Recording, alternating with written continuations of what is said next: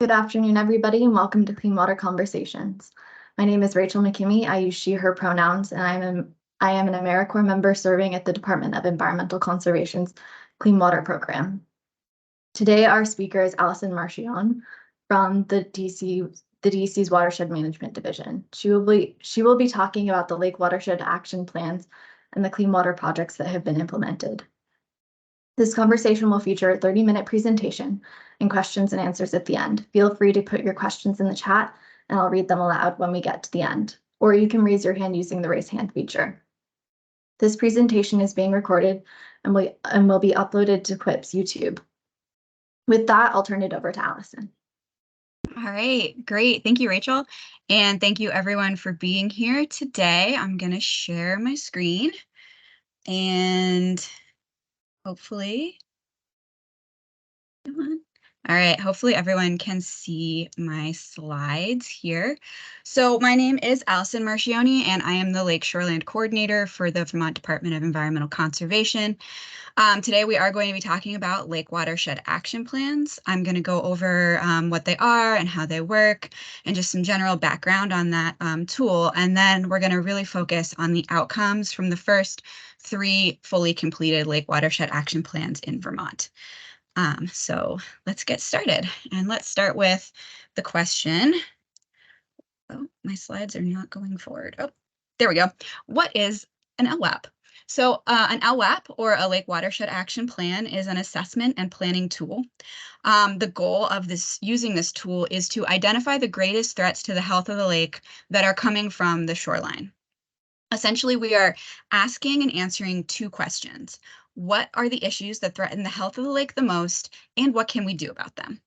The end product of the assessment is a plan that identifies problem areas, identifies the possible fixes to those problems, and then prioritizes those potential projects using a series of factors. The results at the end is a series of potentially implementable projects. So why are we doing this?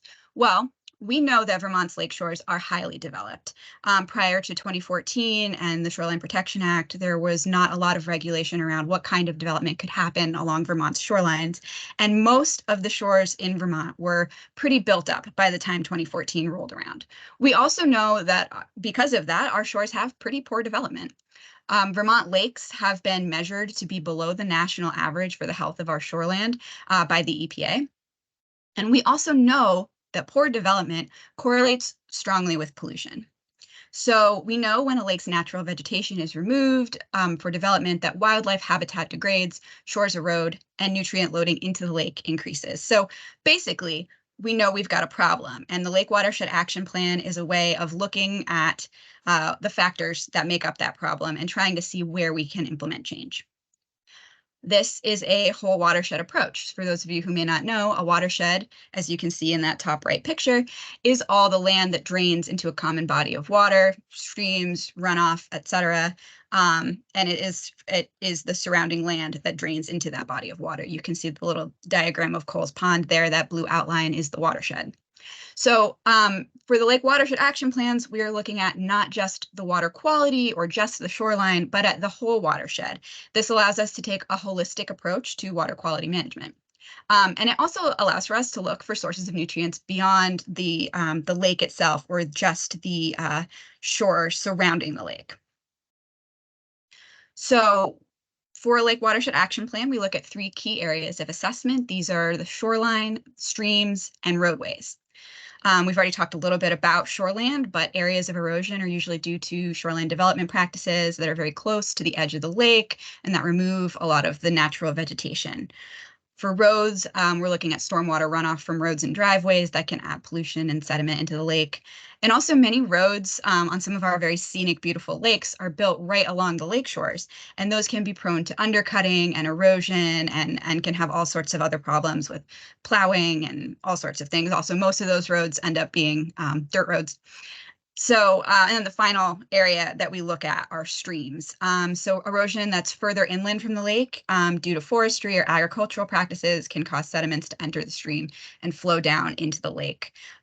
These 3 areas that we're assessing might not be the only areas contributing pollution. Like I said, forestry and agriculture do create erosion in some cases. But by looking at these general areas, we're usually able to identify the problem areas, and sometimes those do end up being in other sort of sectors. But we know that these are like the big three. And so the outcomes of a Lake Watershed Action Plan, as we briefly went over, are a prioritized list of projects that would address inputs of nutrients. Those projects are prioritized using a custom prioritization matrix, and that's usually made with the consultant in conjunction with community stakeholders to make sure that the project includes a reflection of the priorities of the community. And then a handful of those projects are selected to move on to 30% designs by the stakeholders using the prioritization matrix. And the 30% designs are important because it puts them into the next phase of design and implementation. But the prioritized list of projects is also equally important because as time goes on, an organization could pick up that list and apply for funding to implement those projects that have already been identified. And often there have also already been communications with landowners and some level of buy-in from them. So this creates a really smooth sort of to-do list for the lake. So now you might be wondering, where have LWAPs been completed? Well, our completed LWAPs to date have been at Lake Eden, Lake Elmore, Lake Dunmore, Maidstone Lake, and Lake Fairley. Those last two were just recently completed this summer. The other three were done in 2019, 2020, 2021. And today we're going to focus on the outcomes from the Lake Eden, Lake Elmore, and Lake Dunmore LWAPs because some of those projects have actually at this point been implemented or are in the process of being implemented. However, these are only the LWAPs that have been completed. There are plenty more LWAPs taking place right now. So where are they happening right now? There will be another LWAP completed this year at Caspian Lake. And then 2024 is going to be a real Lake Watershed Action Plan boom year because Willoughby, Shadow, Morey, Woodford Pond, Halls Lake, Echo Seymour, Iroquois, St. Catherine, Fairfield Pond, and Keeler Bay should all be completed next year. And then I just recently heard that another Lake Watershed Action Plan has been funded that I'm not sure exactly when the end date is yet, but that's going to be an LWAP for Lake Bomazene, and that was funded through the South Lake Champlain Direct QUISP. Very exciting for me to see QUISP starting to fund Lake Watershed Action Plans using their assessment funds. So speaking of funding, who funds all of this? There are 4 sources for funding that have been used for Lake Watershed Action Plans.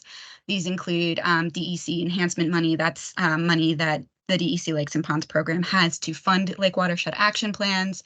Eden and Elmore were funded and this way, as well as Maidstone Fairley, Willoughby, Morey, Shadow, Halls, Woodford, Echo, and Seymour. Lake Champlain Basin Fund also funds Lake Watershed Action Plans. Those have been Fairfield Pond, Keeler Bay, Caspian, Iroquois, and St. Catherine. The Lake Dunmore LWAP that we're going to talk about today was self-funded by the Lake Association.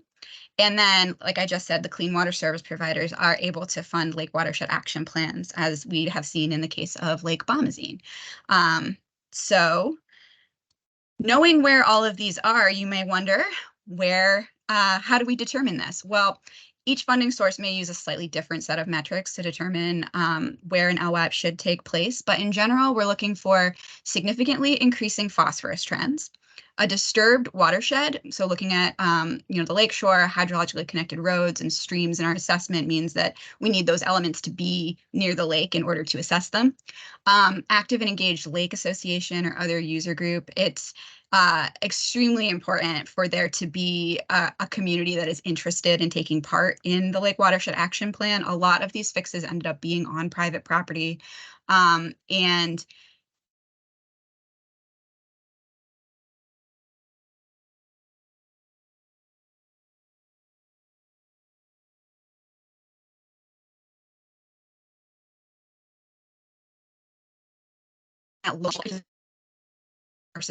except for self-funding, do have some geographical restrictions, like the Lake Champlain Basin program is only in the Lake Champlain Basin program. DEC tries to focus our money outside of the Champlain and Memphremagog basins because the QUISPs are active in those basins, and then the QUISPs only fund projects in their regions. So that was our brief overview of the Lake Watershed Action Plans and how they work. If there are any quick clarifying questions about that process, I can answer them now. And if there aren't any, we can move on to talking about the 3 specific and already completed Lake Watershed Action Plans. If there are no questions, Devin? Yeah, real quick, just maybe for my benefit and other people's, what is the definition of disturbed watershed? Yeah, so that's a good question. I think generally speaking, a disturbed watershed is one where there's plenty of development. You look at some lakes that are, within a national forest or something like that. They don't really have a disturbed watershed, but I would say probably most of the watersheds in Vermont have some level of disruption in them. Any other questions? All right, Only a quick comment, Allison, since I put it in the chat, but when I was presenting the LWAP to my stakeholders, we tried to really emphasize that it's an actionable plan, so people don't feel like we're just getting handed another plan, that we're there to help them like figure out how to take action with what we discover and are recommending. Yep, totally true. It's the to-do list. That's how I like to think about it. All right, so we're going to move on and talk specifically about some of the LWAPs that have been completed in Vermont. And we're going to start by talking about Lake Dunmore and Fern Lake. This lake is in Addison County. As you can see from the picture, it's sort of on the edge of the Green Mountains on that western side of the state and butting up against sort of the more agricultural Addison County area on the to the west. So as I said before, this LWAP was self-funded by the Lake Dunmore and Fern Lake Association. It was performed by Fitzgerald Environmental between 2019 and 2021. It resulted in 7 30% designs, and 2 projects have been completed and several more in the process of being implemented using various sources of clean water funding, which we're going to dig into a little bit. Before we do that, I just wanted to show the lake scorecard here for Lake Dunmore. When we're talking about the Lake Watershed Action Plans, we're really looking at those top 2 quadrants, the water quality trend and the shoreline condition. Also below that, you can see the watershed is minimally disturbed, likely because most of it is in the Green Mountain Forest, but the water quality standards are impaired. And if we dig a little deeper into that and we look at those water quality trends, we can see a significantly increasing spring phosphorus, a highly significantly increasing summer phosphorus, and a highly significantly decreasing Secchi depth, and that is the water clarity.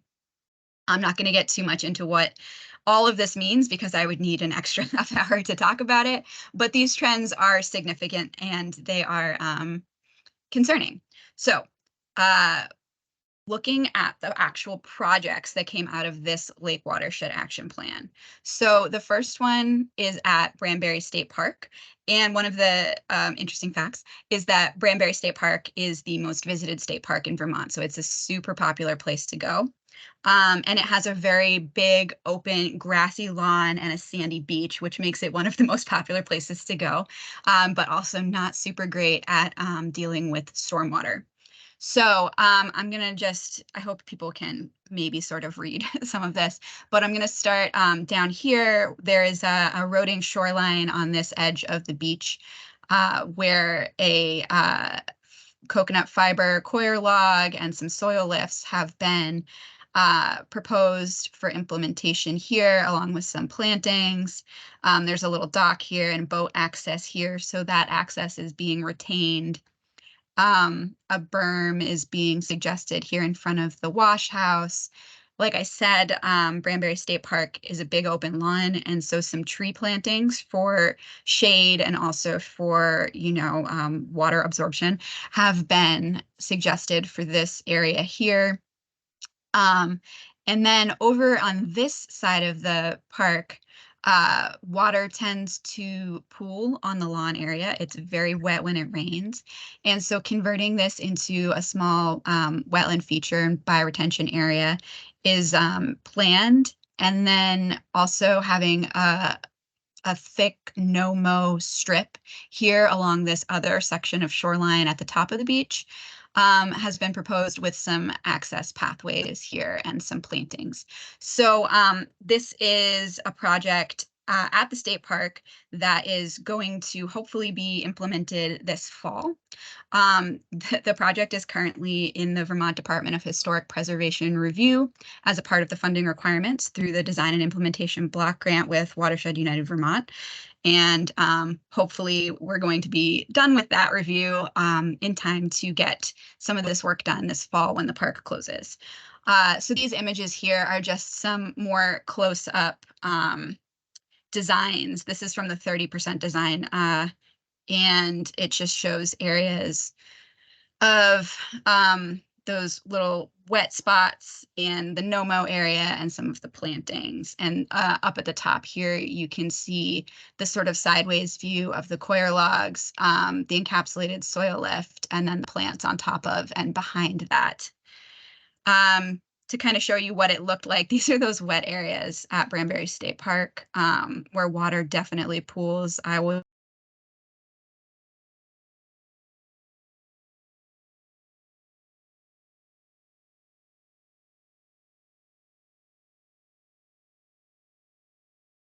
there this spring, and this is that.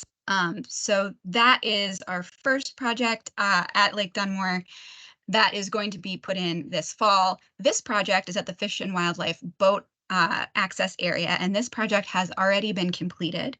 So this is the Fish and Wildlife Boat access. It's a big parking lot and driveway right off of a main road. You can see the blue lines on this plan indicate where the flow of water goes over this property, and it was just flowing right over the parking lot and down straight towards the lake with no buffer or anything to slow or stop that stormwater. And here, what they recommended was there was already a ditch along this northern part of the parking lot where that red line is. They wanted to improve this ditch and then have it flow into some rain gardens down here along the shoreline and some no-mow buffer areas here. And so this was a pretty easily implementable project because this was all just grass, and Fish and Wildlife was on board to turn these into more of a, bio-retention rain garden areas. So these are the plans. The top one here is just for the ditch, and then down here you can see the horizontal plan for the rain gardens. And these are some before pictures. Like I said, you can see it's just grass down to the water, not much there, one tree, some big rocks, a kiosk, a pathway, but not much else. And this picture here on the left is an in-progress picture. So this is, they had dug out the rain gardens, but they hadn't put in any of the plantings yet. This was April of this year. And then on the right here, you can see some of the implementation. This was right after everything was completed. It still got some fencing up. And you can see there was coir logs put in place to hold in the bank, a bit of a stone swale, and then behind that is the rain garden. There was also this steel trench drain put in that is at the, you can see it in the first picture actually. It's right before the sort of parking lot becomes the boat ramp. And that is also to catch and slow stormwater and redirect it into the rain gardens. These are some pictures from just a couple of weeks ago. The plants are taking hold. Some of these more shrubby, woody plants are starting to grow up a little. I do think that there was a little snafu with some weed whacking that was not supposed to take place, but I think that that issue has been dealt with, and the plants are okay.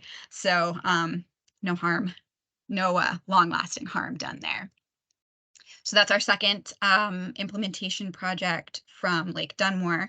And this last one I'm going to talk about was actually implemented by a private landowner. So this was at the Kuwaitan Boys Camp. It's a spot that is right along the road and that people were using for access, even though it is on private property. And as you can see in that first before picture, there was a lot of erosion happening from people, just foot traffic going up and down the bank there.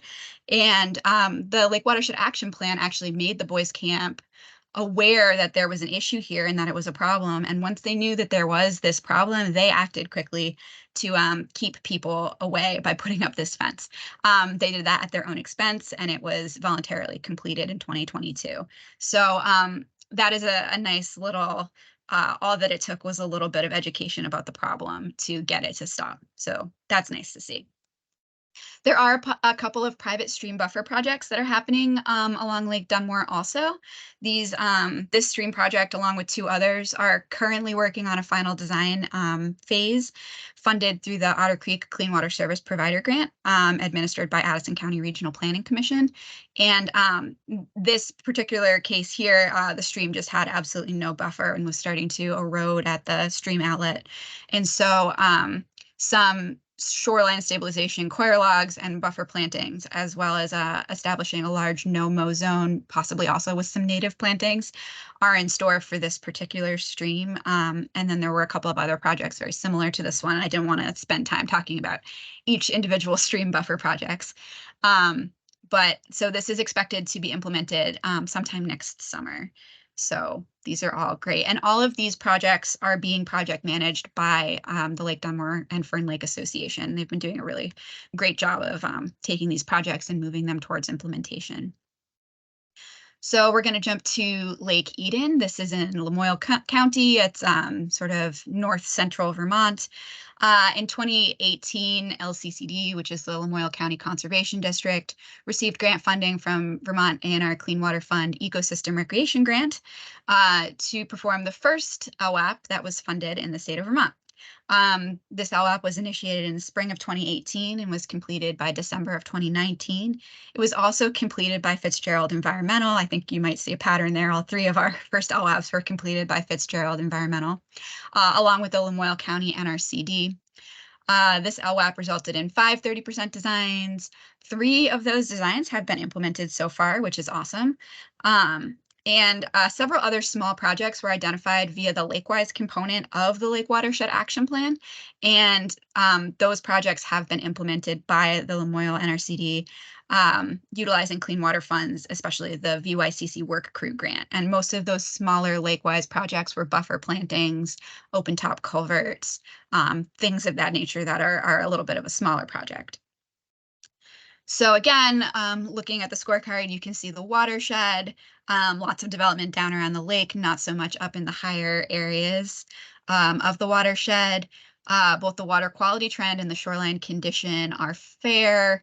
The watershed's moderately disturbed and the water quality standards are stressed. And here you see a highly significantly increasing summer phosphorus trend.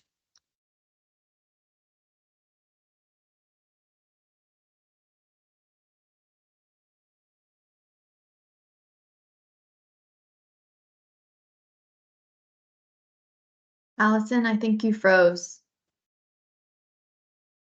So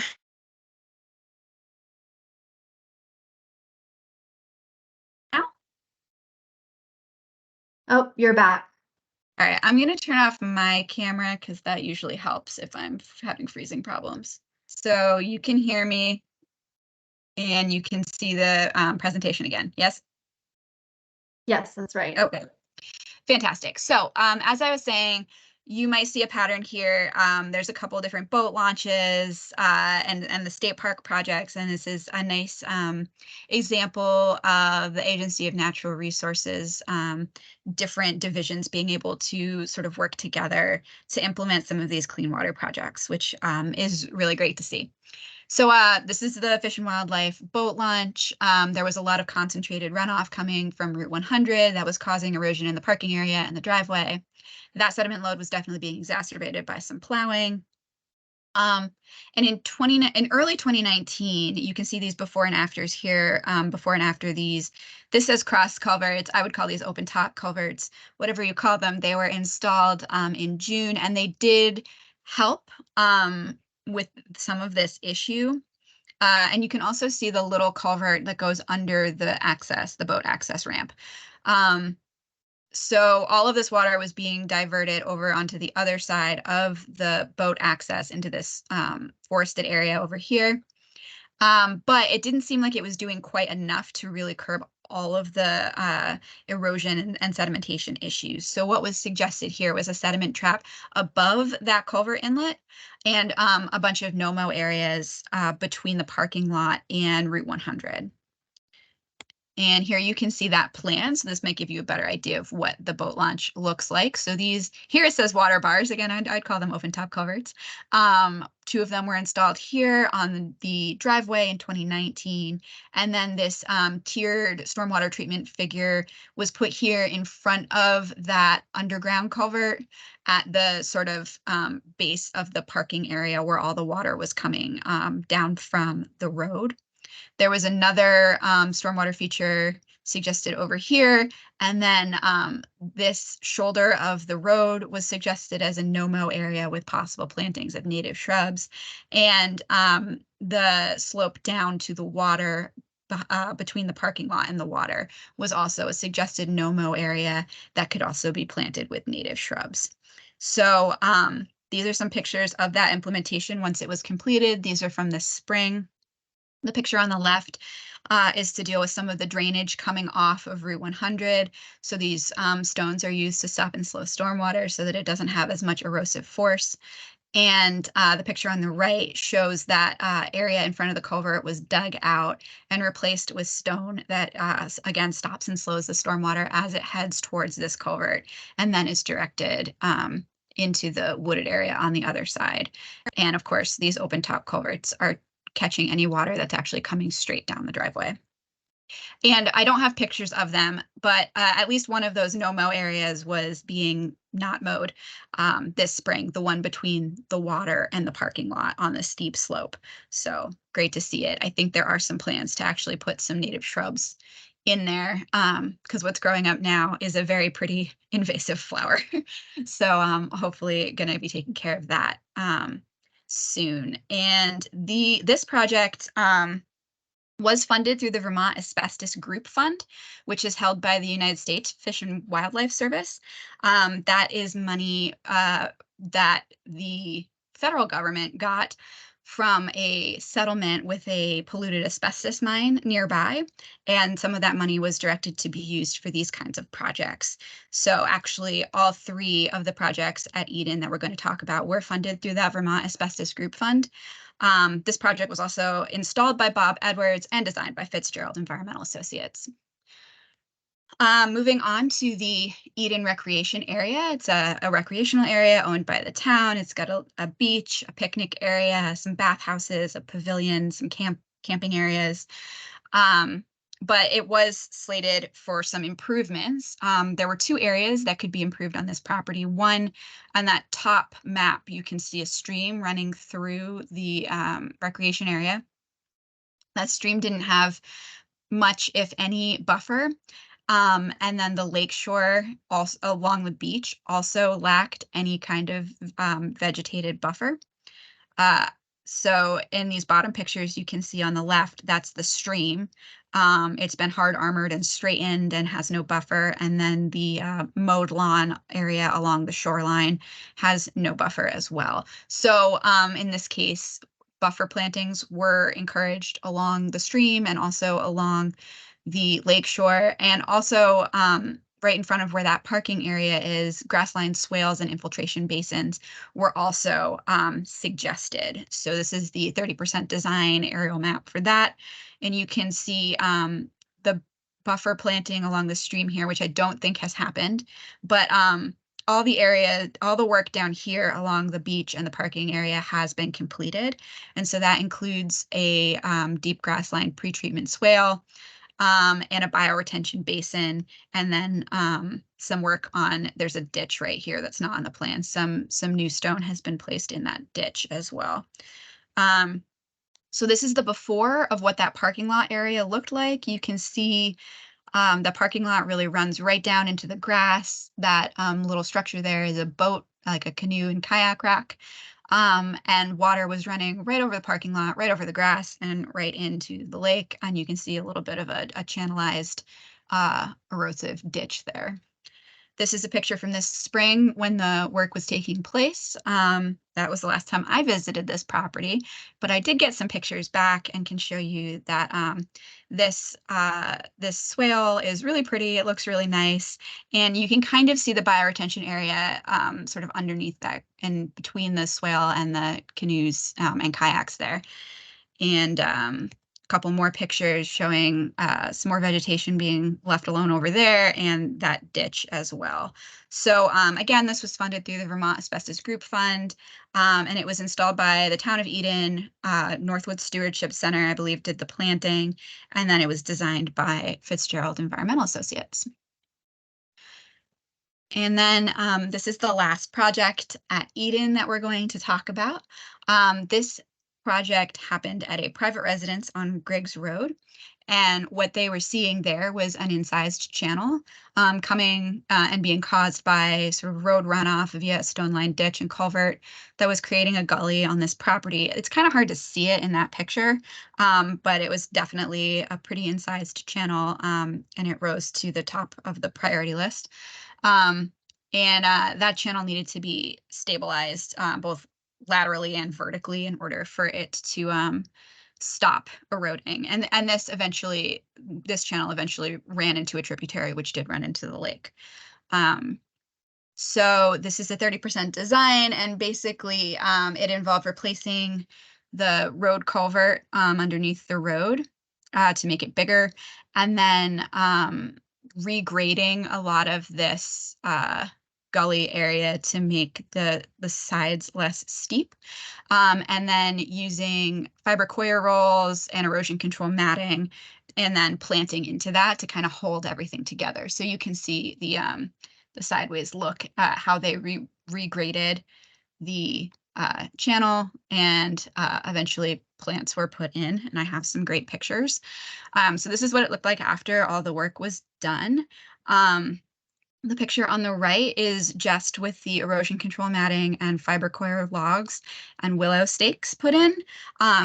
Live staking like that is a really great and really fast way to revegetate a shoreline or a stream edge, like you see here. But on the left is some folks from DEC that were out there with me to look at these projects that had been completed. We ended up actually having the opportunity to plant a bunch of native shrubs in there with Peter Danforth from the Lamoille County NRCD. So we spent about an hour planting shrubs. I think everyone had a really good time, and we completed this project. So that was really great to be able to actually get some hands-on experience with this. And again, the Vermont Asbestos Group Fund funded this. It was installed by Bob Edwards, and the plantings were done by DEC volunteers. There are a couple additional projects from this LWAP that are in the design phase right now, and those are also going to be funded by the Vermont Asbestos Group Fund. So it's nice to see some variety in the funding sources that are being used to implement these projects. And Eden has done a great job of designating those funds for these clean water projects. All right, and then up next is Lake Elmore. So also in Lamoille County, a little bit further south. We're about half an hour north of Montpelier. In 2019, again, the Lamoille County Conservation District received grant funding from the same source as the Eden LWAP, the Ecosystem Recreation Grant. The LWAP was initiated in 2019 and completed in 2020, completed by Fitzgerald Environmental and the Lamoille County NRCD. Also resulted in 5 30% designs. One of these designs is currently in the process of being implemented, and the others are all in the design phase still. Several other small projects, just like Eden, were identified out of Lake Wise and completed by the Lamoille NRCD utilizing the VYCC Work Crew Grant. Again, just to look at the watershed here, a lot of the development is down around the lake, or a little bit, let's say, south of the lake. The watershed is moderately disturbed, and water quality standards are impaired, though the water quality trends were actually not very bad for this lake. I do think it was more the shoreline condition that was the concern for Lake Elmore rather than the actual water quality trends, because as you can see, there are no significantly increasing trends here. So what it really was that the stakeholders around Lake Elmore had concerns over the water quality, and those environmental concerns and stressors were identified by the group as channel erosion, road and ditch erosion, lakeshore encroachment, invasive species, soil erosion, nutrient loading, and thermal stress. And it does appear to be the development right around the lake that was causing a lot of that concern. So our first project for this Lake Watershed Action Plan is the one that is currently in the process of being implemented, hopefully still going to be implemented this year. It's at the Elmore Town Hall and the Elmore store. This is the hub of activity at Lake Elmore. So you've got in this area this gravel drive that you can see in that picture on the left that runs into grass, which is very close to the edge of the lake. And also all of the runoff that was coming from Route 12 was coming down the road and sort of turning the corner into this gravel drive. And so you're getting all the runoff from all of that impervious area coming to this one spot. And there's also no buffer along the lakeshore in any of this area. So adding a basin along the edge of that gravel to treat the stormwater runoff was suggested. This is also more or less a maybe unofficial public access area for the lake. And there is a lot of parking along the side of the road for the store and the town hall. And so there's benefit to having a project that is very visible to the public in this area. So it will be this retention basin, but also an area of dense native vegetation. You can see on this map in that lower left-hand corner an area where dense vegetation for the eroded area is suggested, a high priority area for native lakeshore plantings that will include a bench and a sign, and will also include some vegetated areas and a bioretention basin right along the side of the road, because along the side of the road right here is where a lot of that parking is. And you can see there's a very short distance to the water, and right now no vegetation at all.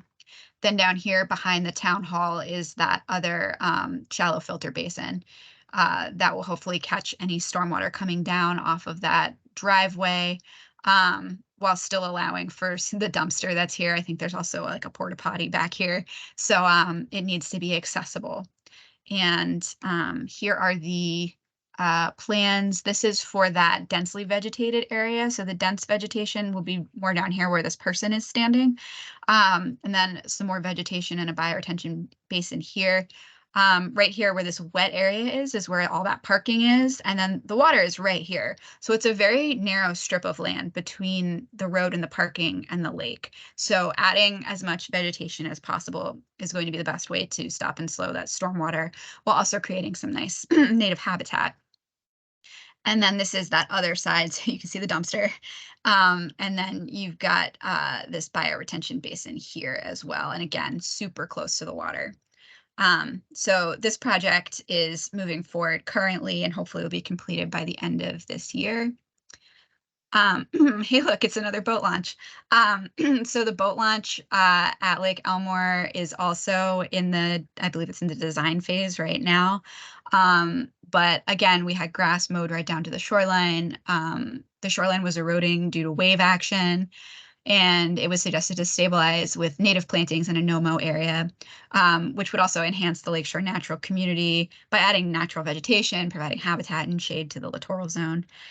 This is just like a classic case of there's no vegetation at all there, and the boat launch goes really close down to the water.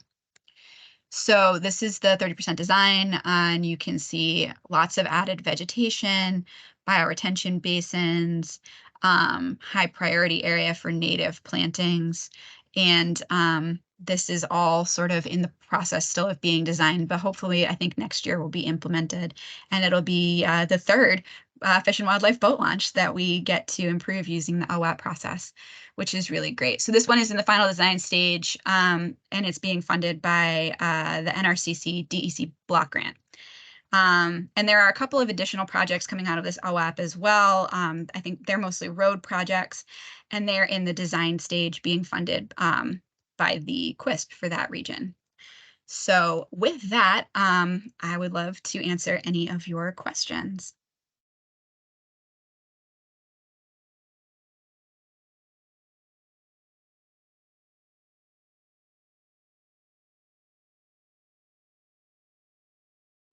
Oh, I think we have one.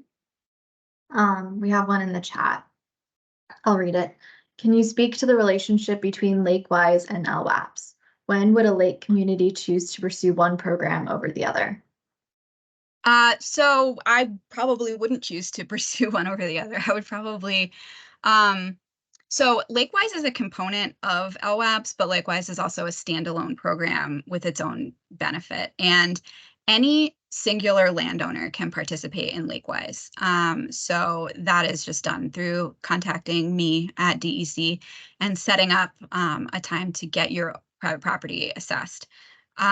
Lake associations can also participate in Lake Wise by informing and encouraging lake residents to participate in the program.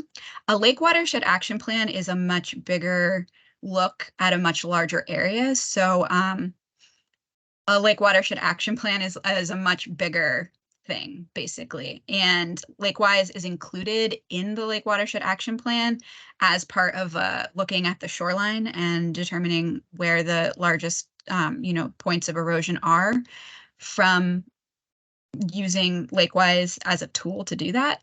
But Lake Wise is also its own standalone program. So does that answer your question? Maybe. I think. Oh, yeah. That clarifies. I wasn't sure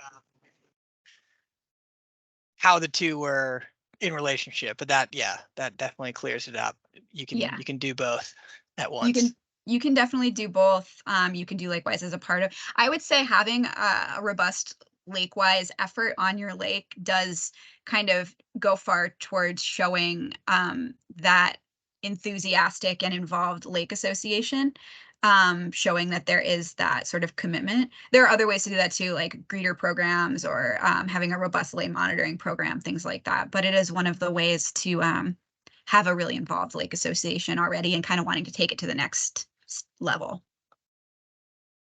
Thank you. Mm-hmm.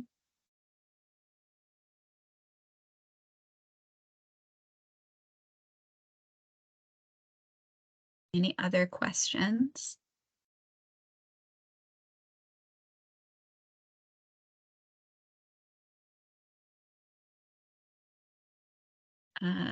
Well, I do want to just say that all the beautiful photos of the lakes are some, but not all of the lakes that have Lake Watershed Action Plans. I didn't have enough room to include pictures of all of them because there are so many.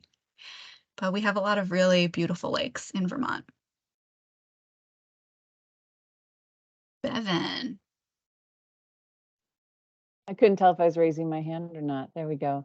Yeah, I don't know if you wanted to talk a little bit about like the politics of selling municipalities and people on the LWAP and the actual projects, and whether, people there's pushback about funding, or if you feel like the funding is readily accessible and we can pretty much just guarantee to people that there will be money to pay for these projects. I don't know. And then the operations and maintenance part. We are getting, I'd definitely say, some feet dragging for the three of our 30% designs that we're doing right now at Willoughby. And one of ours is the public beach, and they do not. There's a lot of concerns about vegetating it, and sounds like you haven't really run into that much before, Alison. Yeah, so because I'm not the person on the ground doing the implementation, I haven't been the person who is directly dealing with sort of the politics. I would suggest you talk to Peter, actually, because he's sold a lot of these projects in Eden and Elmore. It is sort of a balancing act of convincing people that this is the right thing to do for their lake, for water quality, especially on public access areas. It can be a hard balancing act of, wanting to have an open, public, visible access area and convincing people that vegetation is really what they need. I think that there are ways to do that.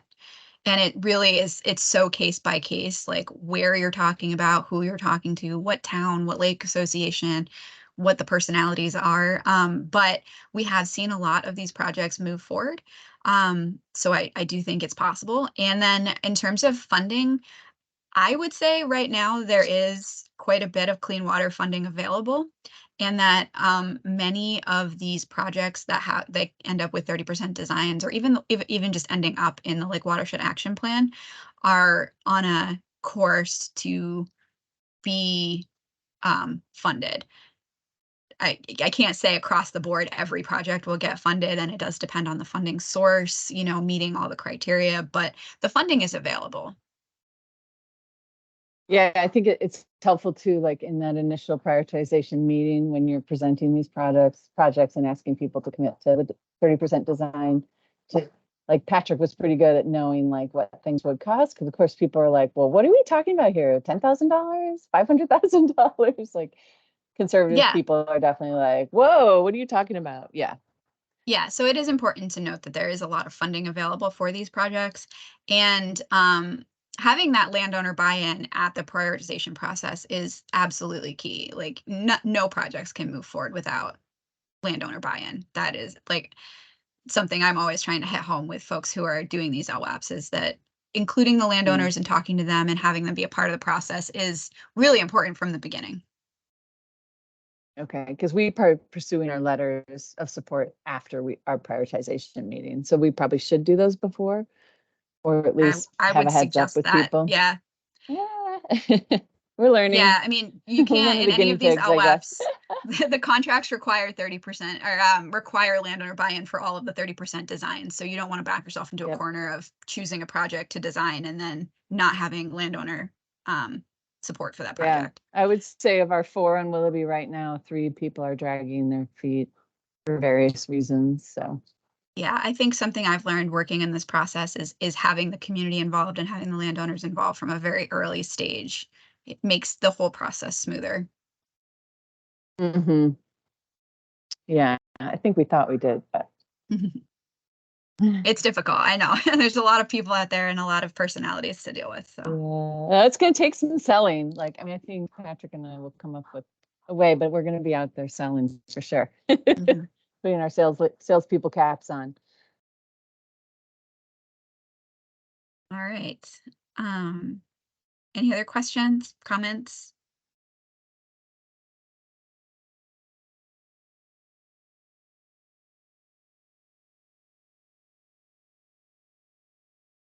Yeah, do people have questions for those of us who are in the throes of it?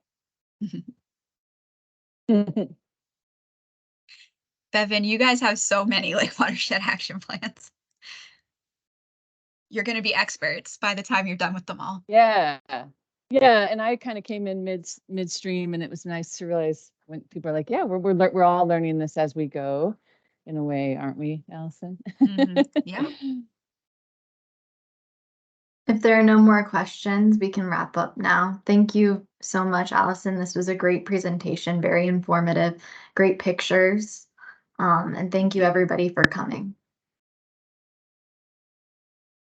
Thank you. You. Thanks, everyone.